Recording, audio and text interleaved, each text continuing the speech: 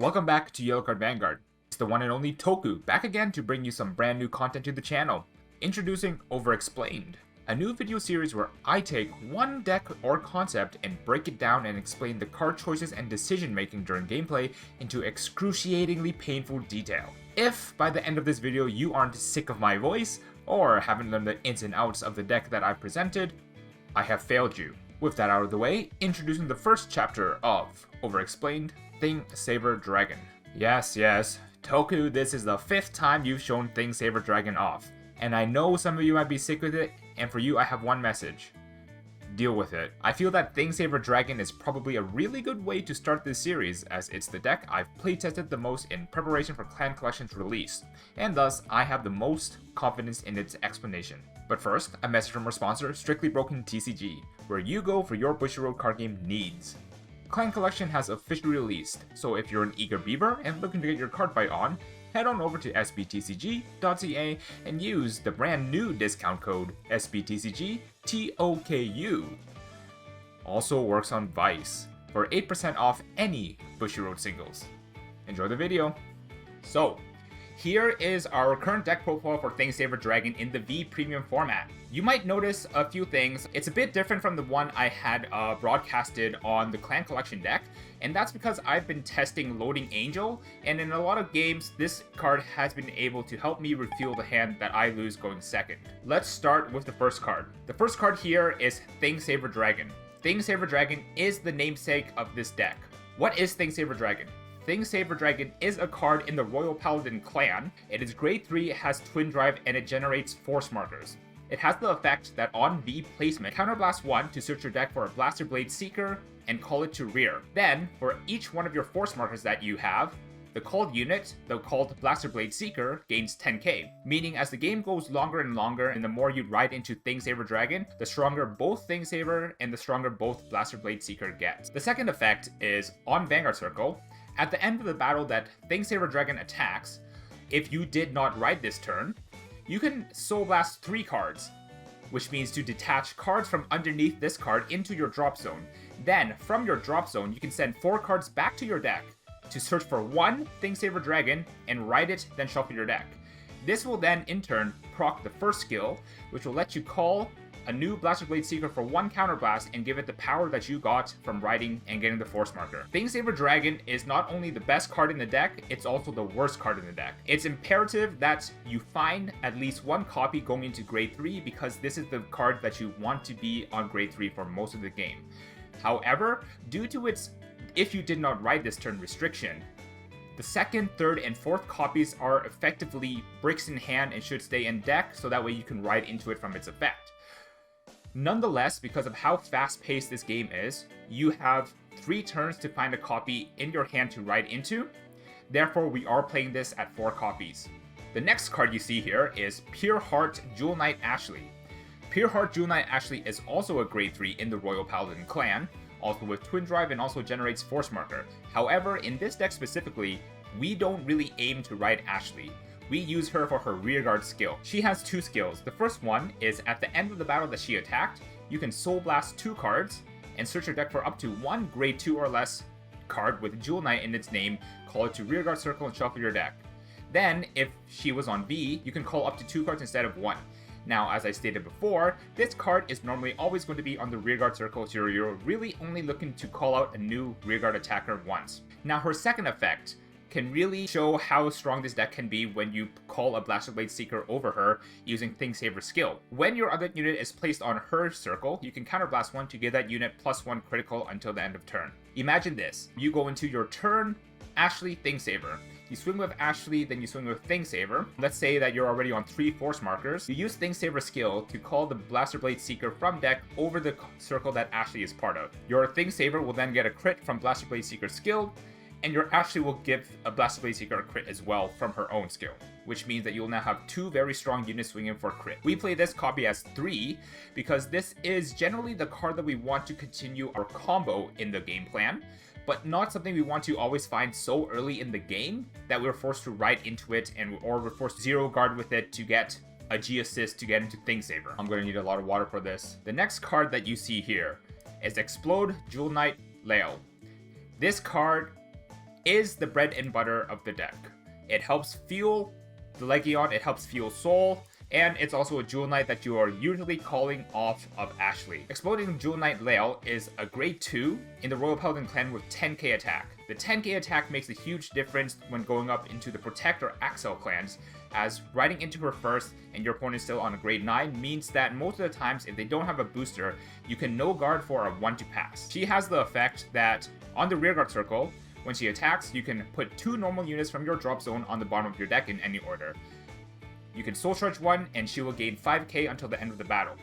Her second effect says on Vanguard or Rearguard, when your other unit is placed on her circle, the placed unit gains 10k until end of turn.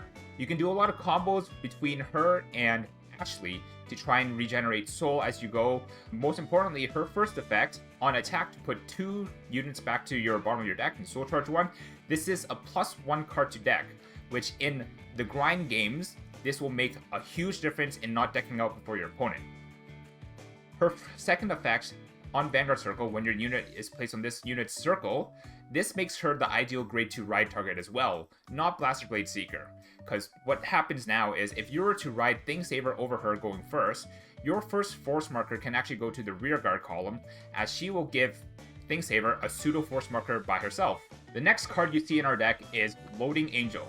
Loading Angel is a grade 2 card with 9k power this time. He comes equipped with the fact that at the end of your turn on the rearguard circle, if you have 5 or more units, so this includes himself and your Vanguard, you can counterblast 1, put him into Soul, and draw 2 cards. Why is this card good? Well, it regenerates the hand that you get from placing your cards down on board. It also refills your Soul, and it also gives a good venue of counterblast that you can use.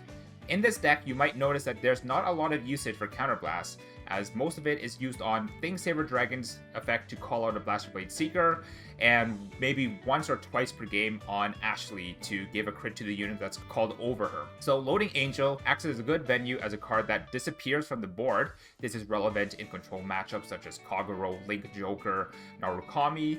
Disappears from the board, goes into the Soul, and replaces itself twice full. The next card you see here is Blaster Blade Seeker.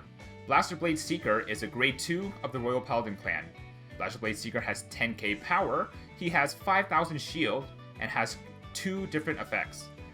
When Blaster Blade Seeker is placed on the Vanguard Circle or the Rearguard Circle, you can discard any card from your hand to choose one of your opponent's front row rearguards and retire it. You can choose one of your Vanguards with Seeker in its card name. At the moment that this video is posted, there are 2 different Vanguards with Seeker in its name, himself and Thing Saver. Choose one of your Vanguard with Seeker in its card name and grade less than or equal to your opponent's Vanguard, and that unit's original crit becomes 2 until end of turn. This effect really only matters when you are going second or on your second turn as Thing Saver at 3. His second effect is, at the end of the battle this unit attacked. If you did not ride this turn, you can put him to the bottom of your deck to draw a card.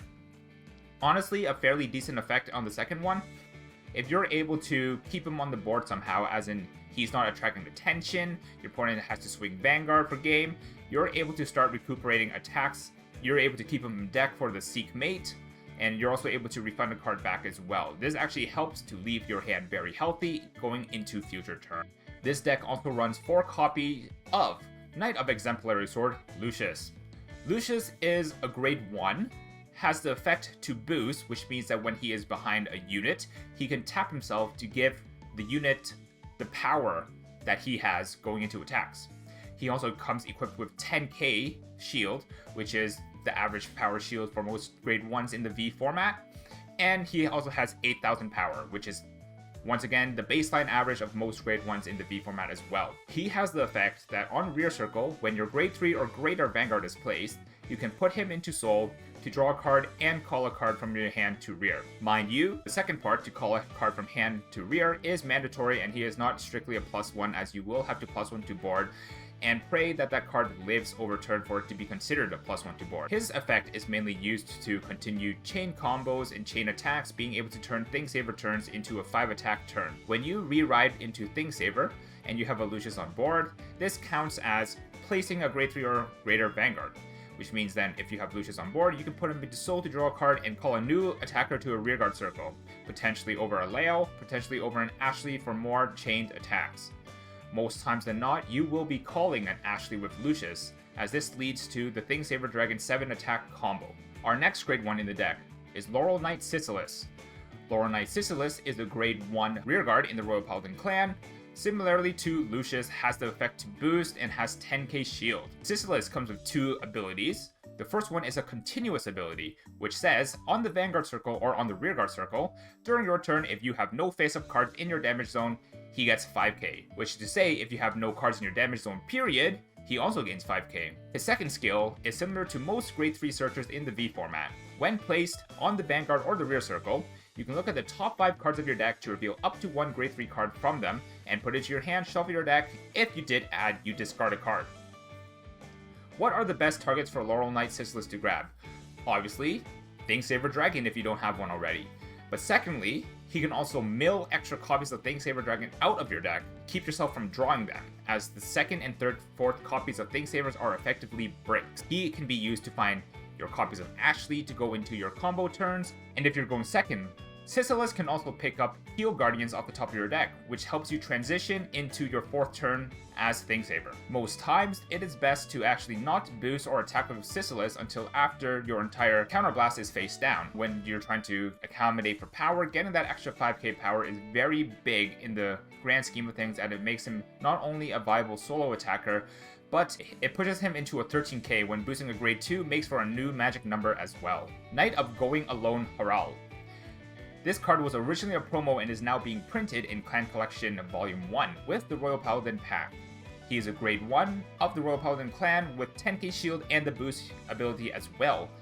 But his main ability is the fact that when another grade 2 rearguard is placed from outside of your hand. So I'm talking about stuff like Thingsaver's skill to call Blaster Blade Seeker, Ashley's skill to call Rail out of deck. You can use his effect to put him into Soul to give that unit plus 15k.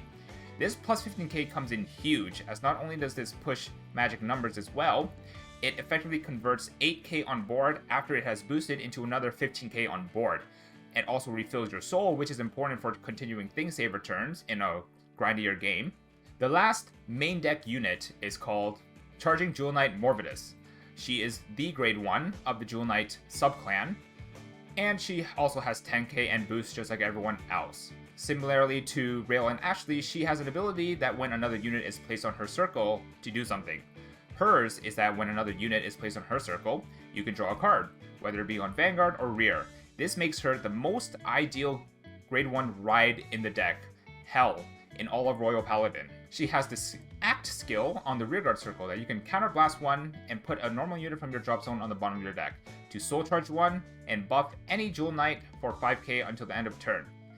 This effect is good because in a pinch, if you don't have layouts, if you don't have other way of soul charging, if you've kept your Morvidus on board or kept a Morvidus on hand, you can convert your counterblast into plus 5k but also into soul charge, and also ways to put Thingsavers, to put Blaster Blade Seekers back into deck, more Rails back into deck, more Ashleys back into deck, so you can continue playing your Thingsaver game.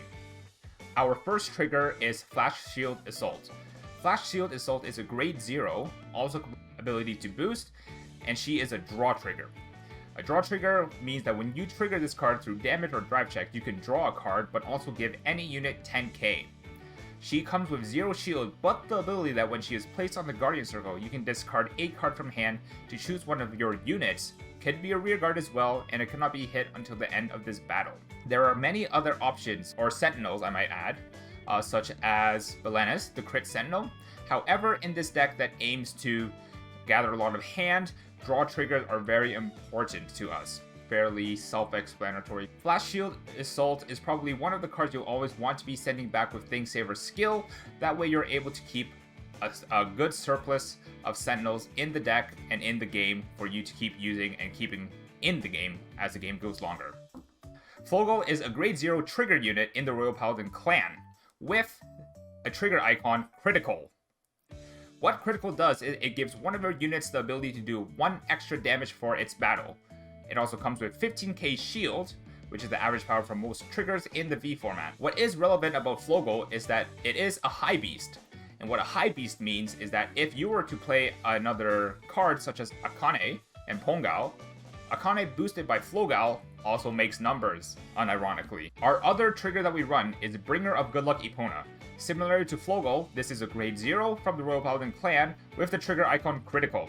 Similarly, just like Flogal, Critical trigger means you're able to give one of your units extra damage for its battle and for the turn.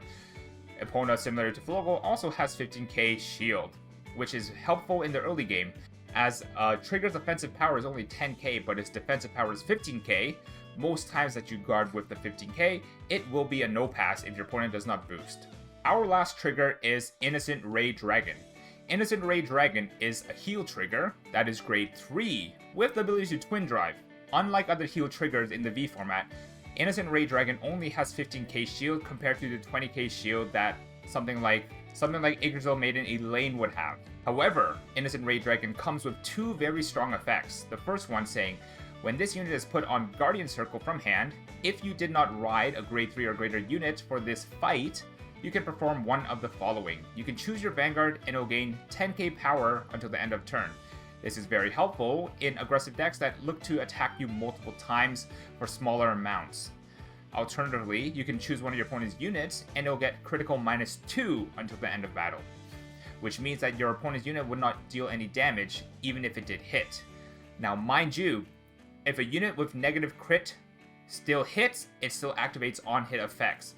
Most times in the V premium format, if your opponent is looking to aggress you, it's probably best to give the 10k extra power because this turns this shield into a 25k shield for that one attack, and you get a free 10k shield into any other attacks as well, which will help basically alleviate the hand that you need to guard turn. Its second effect is when this unit is placed on rearguard circle from hand, if your damage has 0 cards, you can actually damage charge yourself for 1.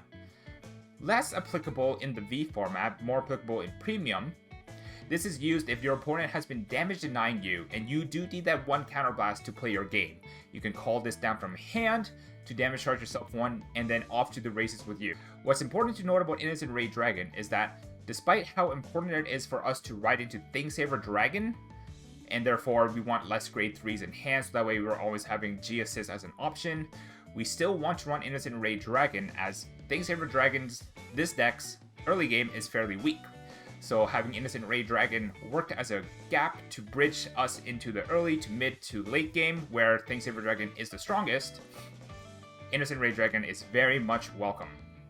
Lastly, our starter is Shining Knight Milius. Shining Knight Milius is a grade 0 unit with 10k shield and the ability, when rolled upon, draw a card. Then, if your opponent's Vanguard is grade 1 or higher, put a quick shield ticket into your hand. So basically, if you were to go second, you're alleviating the disadvantage by getting an extra 5k shield in hand, and more importantly, a card in hand, which means you can discard for anything, such as Sisylis, for Blastblade Seeker's discard effect. Obviously, this card can be interchangeable with all the other Royal Paladin starters, Bark Gull. You can also start with Starting Legend Ambrosius. Basically, it doesn't matter which starter you choose because they all have the same effects. With the deck list out of the way, let's get into a sample game where I will over-explain my decision choices and the plays that we make. So, starting off our fight, we want to go first, and knowing card fight area's bug, I'm going to declare it heads. Because most of the time it will be heads, I won't give our opponent the chance to. Okay, it hit tails, that is very bad for us. Oops! Alright, well, we will pop out our starter, and shuffle, shuffle, shuffle. Looks like we are playing against Bermuda Triangle. We will draw 5 cards for the start of our turn, and we are looking for a grade 1, a grade 2, and a grade 3. Ideally, the grade 1 that we find is Morbidus, but we don't find that. But we do find Lail and we do find Thingsaver. Now, it's more important for us to have a grade 1 to ride into, so I will keep the Lucius in hand and pray that I do draw into Morbidus here. Very nice. We also got an Innocent Ray Dragon, which is very helpful for us going second, as this makes us able to be stronger on the defensive end of things and able to guard things a lot easier and keep our damage low going into the later stages of the game. They'll pass it back to us and we'll draw for turn and ride into Morbidus. Because we went second, we can draw a card and get our quick shield.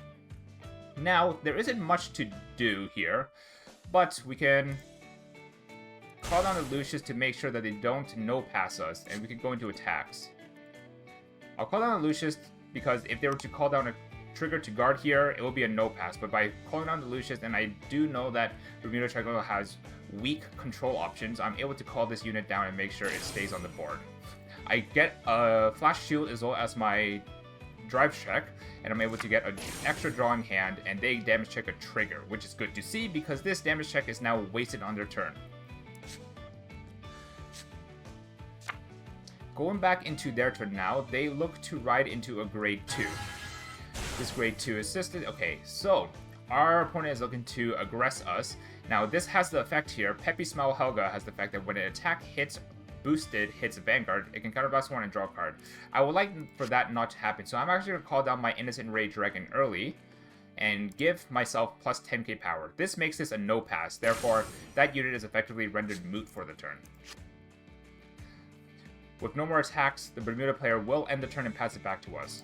Over to our turn now. Because we were good players and we rode into Morvidus, we're able to ride into grade 2 and use Morvidus' skill to draw an extra card. We get another Innocent Ray Dragon. That is huge. Now, I do see that because I don't have any face-up counterblast, this Sisyphus will actually hit. So I'm going to call down the Sisyphus and use its skill here to look at top 5 and hopefully find another Thing Saver or any other grade 3 to mill out. Unfortunately, that is not the case, but he is plus 5k, which is very relevant for what our needs right now. I'll attack with Lael into the Vanguard here, expecting a no guard here. Now, if they do get a defensive trigger, our Sisyphus won't hit, but we're hoping to get a trigger as well. Drive Track. We get the heal trigger, we can put the power onto Sisyphus here. Now, if they were to get a defensive trigger, it wouldn't matter because Sisyphus will still hit for 23. This demands a 15k guard or a trigger from hand to guard. We get the Bernadetta out of hand, and we'll pass it back to our opponent's turn. We are kind of fairly strong in the lead here, and I suspect that this is Highlander, which confirms our suspicions by riding into Reindeer. Now the game gets hard as, oh, they already have the Silver Singer Kutire, which means that they get to search Betty, and Betty gets to go off. So luckily for, oh, please don't break the game. So Highlander gets to go through their entire deck. They also get to generate force markers at a rapid pace. Luckily for us, we do have our 2 heal guardians in hand, which means we're able to kind of stave off this attack. More importantly though, because we have the Thing Saver in hand, we can take 1 counterblast to search for our Blaster Blade Seeker, which will give us a crit and threaten a lot of damage to our opponent. Now, with Reindeer as well, they're able to threaten a lot of damage to us, so we're looking to basically throw down the Innocent Ray Dragons and basically pass this turn with ease. With Betty, they just choose to add Finessa. Just a card that will replace itself, and basically they are deck thinning, they are deck winning, but we don't want them to do anything too much. They're going to attack with this column here. I say no thanks, I will guard that, because in the early game, why not guard the attacks that are easier to guard, right? Attacking our Sisyphus, we will no guard this, as Sisyphus has pretty much done its job. Now we're attacking with Reindeer. At this point, I really don't want them to hit, so I'm actually going to drop down the Heal Guardian, gain 10k power, and why not do it again? This way, they don't get that extra draw, but we're guaranteed to guard here. So now we're on 30k base. Reindeer will use the skill to discard 2, check 10, and off the top of their 10, they can choose any grade 3 to re-ride into. I see an Olivia there, and that is probably the choice. Alternatively, they could go into Caro as well, which is a very strange choice to have in this deck, honestly speaking, but most likely it will be the Olivia.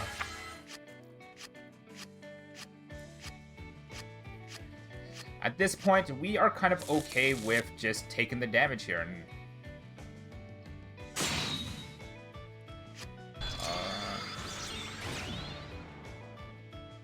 standing 3 rearguards. Okay.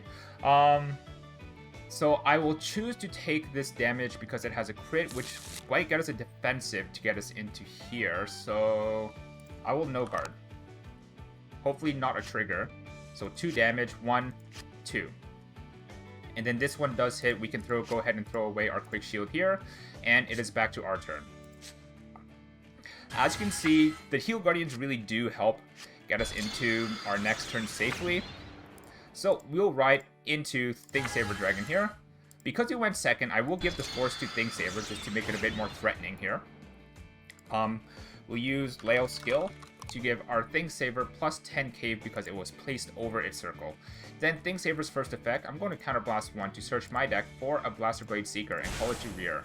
This Blaster Blade Seeker will then gain 10k off of its own skill, and I will also discard a card to retire and give my Vanguard a crit, or turn the base crit into 2. Now, it's a fairly weak turn, but sometimes it'll get the job done. I'm going to swing with Thing Saver with the crit, which should ask for a lot of guard. Now, if I get a crit trigger here, I could already have game. Thing Saver and halal. So, unfortunately, no crit trigger. Which, oh my god. Okay, well, which means we're now fighting an uphill battle. So, we'll have to pass the turn because, as we all know, if you did not ride this turn, you're a card, and if you did ride this turn, you're not a card. So we are passing it back to the Ranger player, and this turn, they got a defensive draw, they got the defensive crit, which means they basically got to keep their entire hand. Now on our next turn, we have to win on our next turn, otherwise we will get outscaled, because I do believe that this deck outscales Thing Saver greatly. As it goes through its deck a lot faster, it generates forces a lot faster, and is able to thin the deck a lot faster. So they're actually going to rewrite into the Anj here, which is very interesting. I wonder if they have the Pearl Sisters, which does scare me a bit, as I only have like a PG and a Thing Saver in hand. But they call the Caro. Melody, this unit gets boost. Okay, I see. And we do have the Pearl Sister, which means that we're probably looking to eat a lot of ass today. They're going to go 36 to Vanguard, and honestly, our hand is not looking that great. Their turn 1 was probably a lot better than us. So we're going to have to, I think, we take these ones. We do get the defensive draw, which is really good. Gives us an extra card in hand, but it's only worth 5k, so it's really not that helpful, honestly speaking. The scary attacks comes when we have the Pearl Sisters just attacking us for a lot. Next up is Anj, unboosted, boosted, using a skill to bounce 4. Oh, we get our Blaster Blade Seeker back. Thank you very much. I'll actually take that, because this means that we're able to call the Blaster Blade Seeker on our turn to give our Thing Saver a crit. We can actually pop one of the Pearl Sisters. Now, I will PG this attack. And the reason I PG this attack is I plan to take one of the Pearl Sister crits to get me into 5 damage. And the other one I will choose to take. Now, obviously the one with 2 crit, I'm obviously going to guard this one, right? And this attack here, I'll go ahead and take it. Because, why not? Okay, these are... Losing all my Blaster Blade Seekers is not very good. Now we're looking at 1, 2, 3, 4, 5, 6, 7, 8 cards in hand. I know that they have 1 trigger and 1 blank. So I have to go for the kill turn here. Do or die. So, on this turn, I'm looking to just go faces the place, right? So I want to... I'm going to call Halal here. And I'm going to call BBS here. Using his skill to discard and pop this Pearl Sister. This will then make this Pearl Sister smaller and give her Vanguard a crit. I'm going to swing at this 10 to 10 and use its skill to refund a card in hand. Then I'm going to go 16 at Vanguard, opting to basically forfeit an attack. Now, thinking back on it, I should have had this column swapped around, because that would let me call over the Morgadus for a new draw and basically wipe this column and get us a bunch of soul back. But we'll go 31 with crit to the Vanguard here, hopefully drawing out a bunch of cards. But they don't have enough to guard, so they're banking on the 6 damage heal. 1 extra crit trigger ends the game for us. We don't get that. Hopefully it is a 6 damage heal, and we win the game. Let's go. GG. So, honestly, looking at this game, I can attribute this win to the fact that we guarded heavily early. Because we guarded heavily early, it let us no-guard the later attacks. That's really important in Thing Saver Dragon, because Thing Saber Dragon, if I was to draw a graphic Thing Saber Dragon, it would look kind of like this. Drop and go up again. So grade 0, 1, 2, it's fine like this because it's a force deck. Early game force deck's very strong. But its first turn at grade 3 is so garbage that you don't farm anything, you don't do anything except like do a Twin Drive and Counterblast 1 to call a Blaster Blade Seeker. Every turn after that though, it gets stronger. So you want to be able to make it to those other turns. If you were to just no-guard the easy card, if you were to no-guard the attacks that were easy to guard, you probably wouldn't make it to the late game because every other deck is faster. Let's see if we can do one more here, if I recognize anyone here. Showmaker. Showmaker. Just like before, we're looking to go first, so I'm going to call heads. And it's heads, we get to start. That is ideal for our deck. So we'll pop out our starter, and we'll give the deck a good shuffle, shuffle, shuffle. We'll open our 5 cards, and hopefully we open a Morbidus. 1, 2, 3, 4, 5. Where's my Morbidus? Game crash. Oops. Well, that's unfortunate. Hopefully, Showmaker comes back and I'm still able to demand first.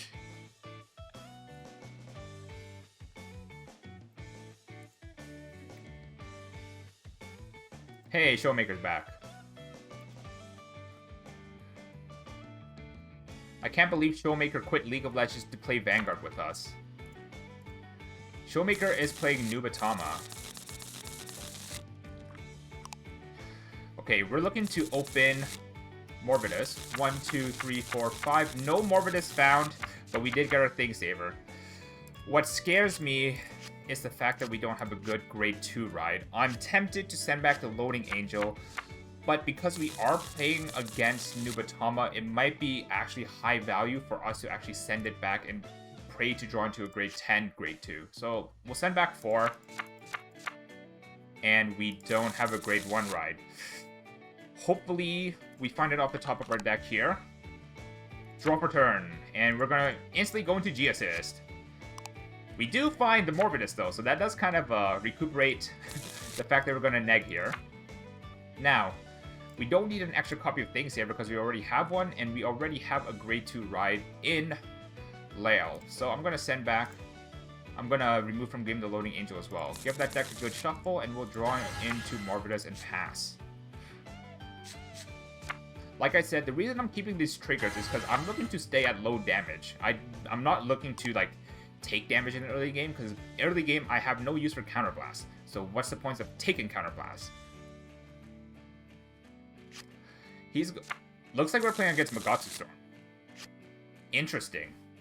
Okay, he's probably going to just attack with the Katari Gitsune, and I'm going to give him a no pass here. His drive check is another grade 3 in hand. Oh, the disparity of G-Assisting.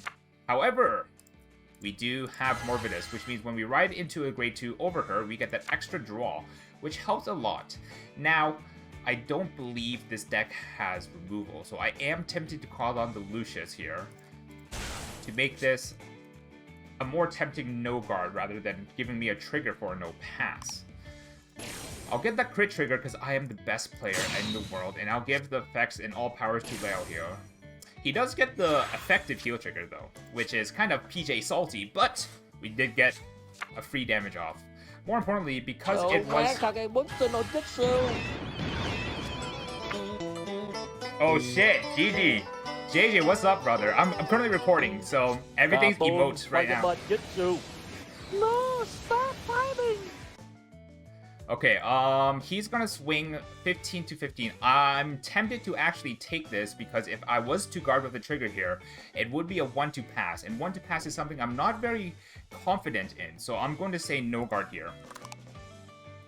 With this one extra counterblast that I do get off of this attack though, this means that I'm able to then use Thing Saber Dragon skill to call out that Blaster Blade Seeker.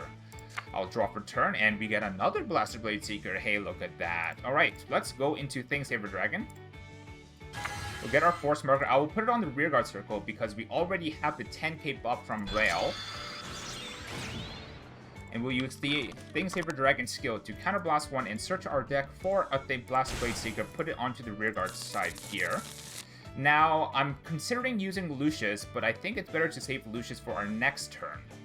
So I'll leave that there, and I'll call down the Blaster Blade Seeker on the side here. And we'll go into attacks. We'll go 10 to Vanguard here. Hopefully to poke out a 5k card in hand. Most people will probably just will give the 5 here, which is important here because their hand is more valuable than ours. Because we're able to get hand back very easily in this deck. And we're just waiting for our opponent to choose now. Probably just a bit confused as to why I got... Ooh, he actually ended up taking it. That's very interesting. And the defensive. So, well, most of his defenses are already in damage zone now. Hopefully we do get a trigger here. Let's go 31 to Van. If he has a Heal Guardian, this is probably where he's going to use it to give the power to Magatsu Gale. But, yeah. At least this leaves our Blaster Blade Seeker able to hit even posted. So he's going to choose to -2 crit me. What's cool about this, though, is if I was to get a double crit, I can give the crit to Vanguard. So I do get a heal. Because I'm -2 crit now, the only way I do damage is actually if I get 2 crit triggers. So I'm just gonna give all the power to BBS here. And a crit to BBS. You better have a PG, because I'm swinging 50k with the crit to your Magatsu Gale here. Take the 2 damage. Take it. Take it. Take it. Take it. Please? Just say the words, no guard. Hayaku itte, no guard. Oh, he's actually going to give me the cards in hand. So that's 15k from a crit. Another 15k from a crit is only 49, so he's got to drop cards from hand. But look at his hand. His hand is huge. His hand is huge, and I don't know why. Oh, it's because I had to G-assist. That's why. Oh, give me one more. I'm going to need one more card. This is the benefit of being a force deck. So I managed to rip out 4 cards with that attack. Now, him being a protect deck, it might be a bit of a climb for us now. So, riding into Magatsu Storm, he chooses to go into Protect 1. This will basically blank one of our Vanguard attacks, and usually going to save it for the Vanguard attack with a crit. So there's probably no more point to use Blaster Blade Seeker's effect, except if I wanted to kind of like remove his intercepts, which I do believe that's what Magatsu Storm does. He's going to swing rear here, which is honestly kind of annoying.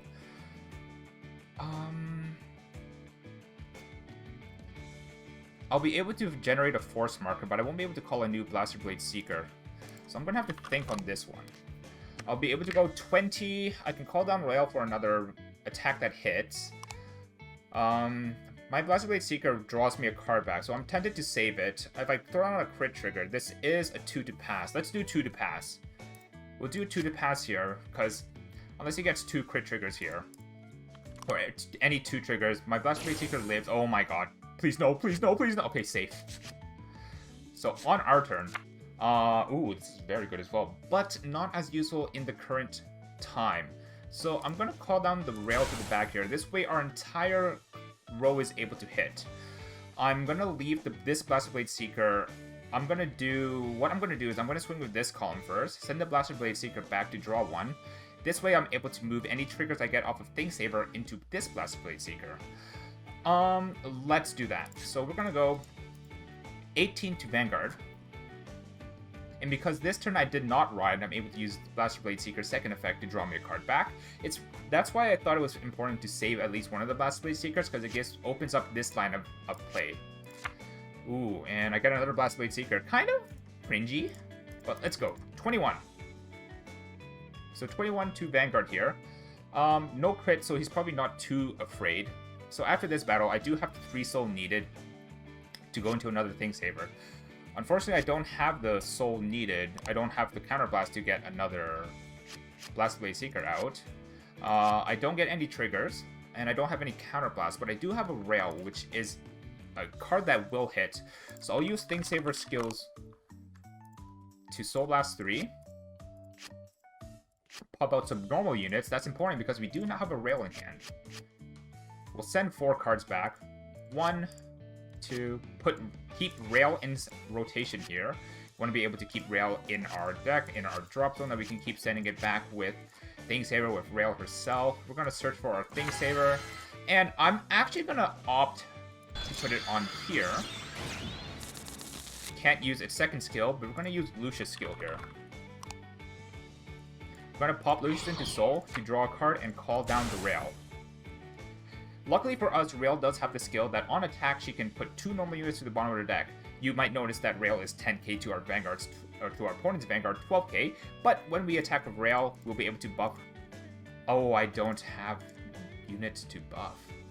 Oh, I goofed up. Oh, I goofed up. Oh, I have to bet on triggers. Oh, okay. Did not expect that outcome. Oh, okay. I think, yeah, so I'll have to swing with the Blaster Blade Seeker first, draw another card out, and then I have to go Thing Saver and pray for at least 1 trigger to have the Rail hit. Oh, that's embarrassing, and that was on stream. This is going to be on video as well. But we will ask for a 10k guard here. They'll no guard. We'll probably pull the PG here, because, yep. And any 1 trigger. Any 1 trigger. Any 1 trigger. No trigger. So unfortunately, not only are we unable to now attack for 15, we're unable to get the soul that we needed. I do have enough soul because I do have another Rail in hand, and I do have Morbius, but not being able to attack that 1 extra time probably makes a huge difference in the grand scheme of things, and it was a huge blunder on my part. It was probably better to actually soul in the Lucius and call the Herald behind here to make better attacks, but hindsight is obviously 2020. I was a bit too aggressive and a bit too hasty in my decision making. It was probably better to call the Herald behind our Blaster Blade Seeker for a better boost, and then go Seeker to go TSD into this column attack. Well, our opponent now calls down their Yamishibukis and probably uses its skill to just call a bunch of decoy tokens out. Calls down the Stealth Beast Hagakure to do what? Increase it to 12 to match our Magatsu Storm 21-21. Now, our hand is very healthy. I still think that we are in a winning position here. I don't have another Lucius to continue the attacks. However, I'm so healthy that I think if I was to take 1 counterblast and then guard everything else, that should be game. Let's see what our opponent does here. So I'm thinking that I take the first attack, whatever first attack here, because it looks like our opponent didn't really do anything much. So it's probably going to be on swing, do this. On swing, attack with this, because this is a Gray 0 rear guard. So this will be for 26 to Vanguard. 26 is the easiest attack to guard. Oh, it's actually going to go 14 to our Blaster Blade Seeker. Am I okay with that? I am okay with that because I have a new one in hand. I'm able to do Blaster Blade Seeker call, discard to pop a front row. This will give our Thing Saver a crit, which makes it lethal on their first swing. Then I can send it to the bottom of the deck because it did not ride, which makes the next time I call it out off of Thing Saver skill also lethal. He's going to swing this 26 using its skill to call 2 decoy tokens. These decoy tokens are 5k intercepts and can intercept from the back row, so it's very important for me to actually pop one of them. So I'm very happy that I do have a Blaster Blade Seeker in hand right now. Now, this does make the Yamishibuki a lot bigger as well. Just choosing where to put it looks like. Well, I don't know why this one's 8k behind here, but sure. So this looks like it's going to be 26. I guess we're just working from 20 CFA bugs. 26 to Vanguard. I'll just take it. I'll take the attack that's easy to take. Now with... do I dare? I'm considering taking one more. Oh, he's actually going to swing to rear. I am okay. I'll no guard here. The rear guard is fine because I do have a replacement in hand as well. Okay, he has another PG. He has 3 PGs. He has 3 PGs. So, let's think a bit going into our turn. We know our opponent now has 3 PGs in hand because of that drive check. The opponent also has 10k in the form of intercepts. So I want to be able to field a turn that can force out at least 2 PGs, and I'm looking to get a crit onto my Blaster Blade Seeker. Unironically, I am considering actually putting a force marker on the side just to kind of draw PGs out if his other cards are not great for guarding. Let's start with the obvious play here. I'm going to call down Blaster Blade Seeker here. Discard the Loading Angel to pop the Yamishibuki. This not only removes 5k shield from our opponent's side of things, but it also gives our Vanguard a crit, which should pull a PG out of their hand. Next, I'll call out Sisyphus behind our Vanguard, because by doing this, our Vanguard is boosted by now a 13k unit after I do my Thing Saver Superior Call. So I'll do this and use Sisyphus skill. If I can find a Thing Saver to mill out, that'll be very ideal. Very nice. So I'll add the Thing Saver to hand and mill it out. Basically just thinning our deck here. Now, lastly, I will call the Rail and the Herald here. So this makes 33, which is a very nice number. Probably able to draw a PG out, hopefully. Let's go into attacks now. I'm gonna go... So, the only problem with this line of play is that my first set of triggers will have to go to my back row, into my Sisyphus to make my to make my second Vanguard attack a bit threatening. Unfortunately, I don't have a way of doing otherwise, because I do need the Rail to give me the Soul Charge here, and I do have 2 normal units to send back. Great.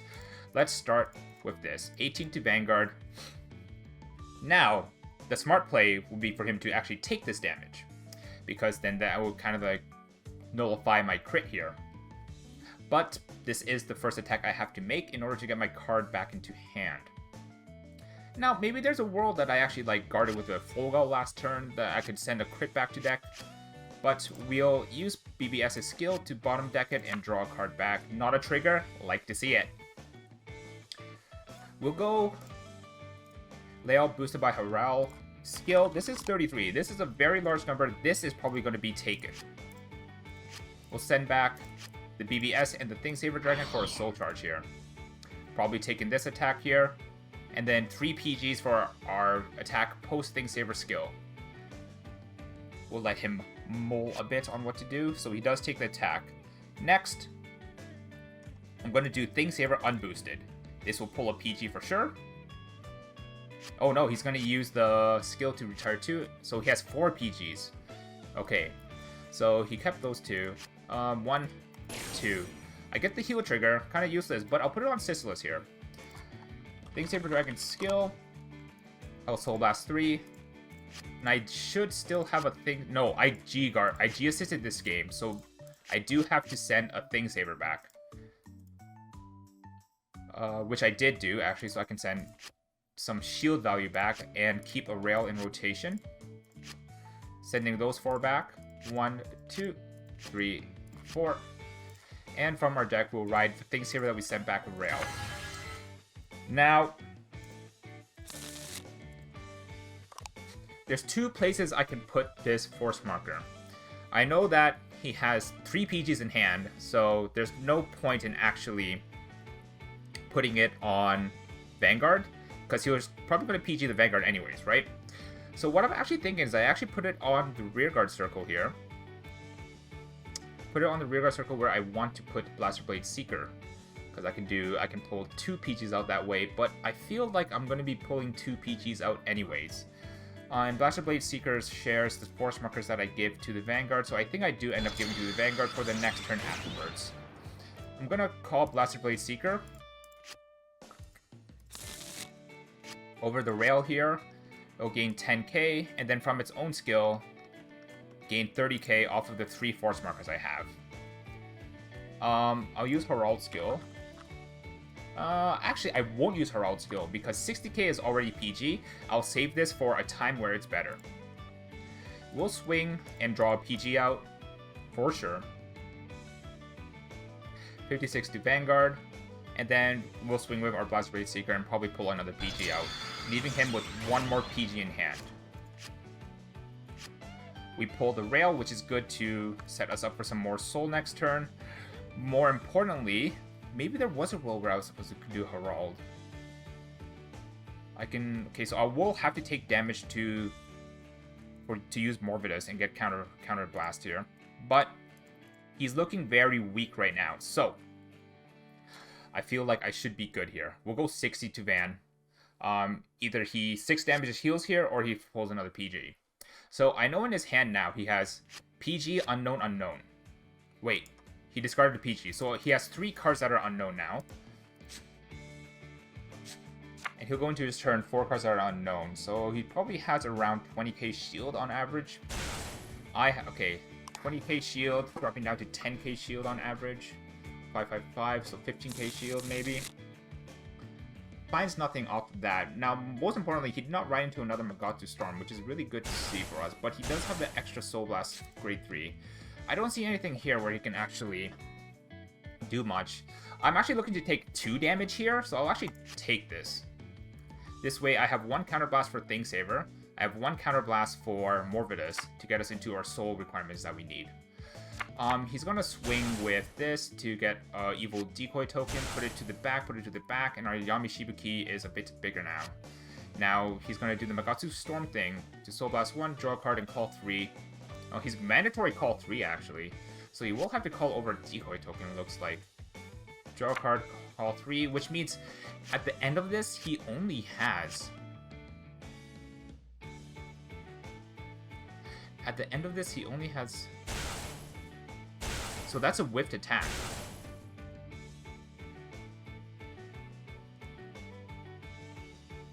So that's a whiff, yeah, so that's a whiffed attack. Sorry, what's happening right now? 1 place, retire 2, draw a card, and it can attack Vanguard from the back row, gains 15. Wow, he kind of whiffed on the Magatsu Storm. But they do all get 5k until the end of turn. This one's a big boy, and that attack was a whiff then. He's gonna do the Sakura Fubuki just as filtered, it looks like. Filtered to grade 2, countercharge, draw a card, gain 3. Does that really matter? Probably not in the grand scheme of things, but it means that I think this is another 5k. He's gonna go Vanguard here. The only thing I died to was a double crit. I would like to not die to a double crit, so I'm gonna no pass here.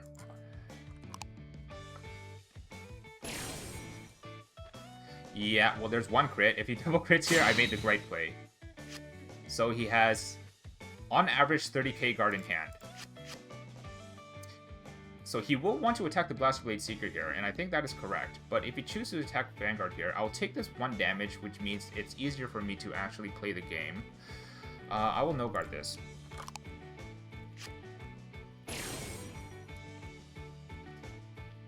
And on his last attack with Sakura Fubuki, 39 to rear.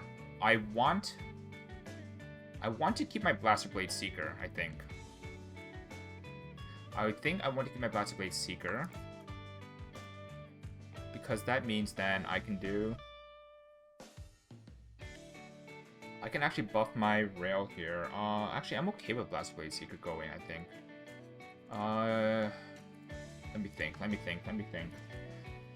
Blaster Blade Seeker, I have 1 counter rail, I have 1, and I have a Lucius as well. Okay, yeah, no guard. So, he does have 1 PG in hand. I'm gonna pop the grade 2, because that removes his intercept. More importantly though, okay, so I'm gonna call a rail here,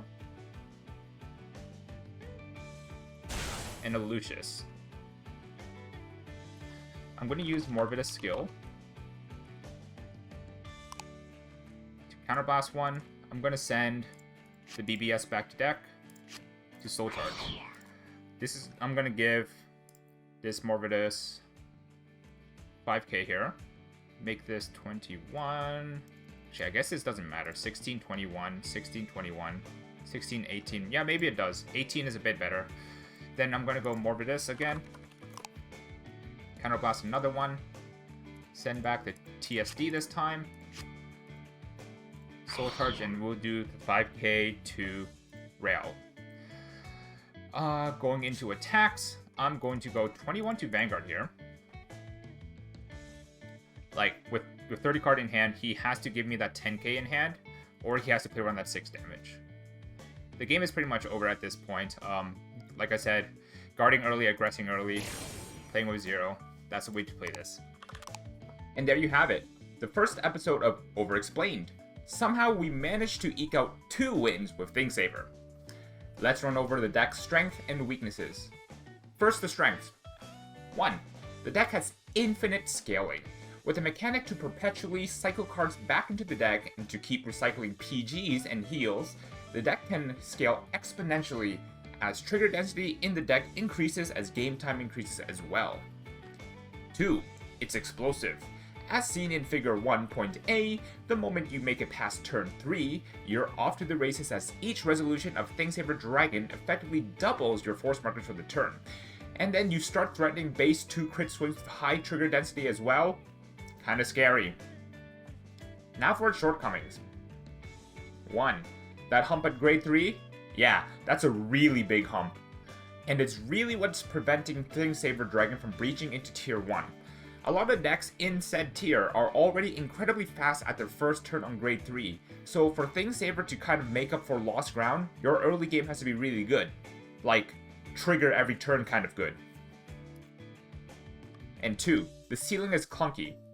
When you go for the 7 or 8 attack chain with Thingsaver Dragon using Ashley and Lucius, you'll find that your first Thingsaver Dragon swing is very ineffective, as unless you have an untapped booster, trigger power is wasted and criticals are wasted. But that about sums up this video, and I hope you all enjoyed it.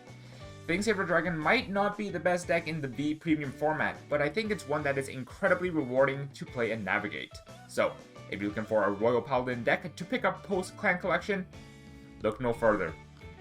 This has been Toku from Yellowcard Vanguard, and I will see you guys in the next video. Toku out.